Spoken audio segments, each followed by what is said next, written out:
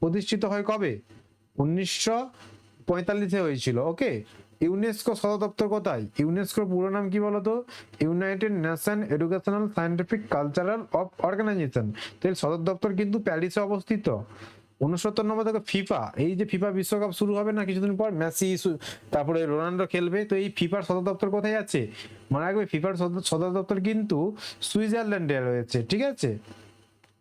অলিম্পিকের পতাকায় কয়টি রং থাকে বলতো? অলিম্পিকের পতাকা কয়টি রং থাকে? কটা? 5টা থাকে, তাই না? এবার বলো যে এশিয়া বৃহত্তম দেশ কোনটা? আচ্ছা আমি বলো অলিম্পিকে এশিয়াকে কোন রংটা রিপ্রেজেন্ট করে? কমেন্টে জানাবে।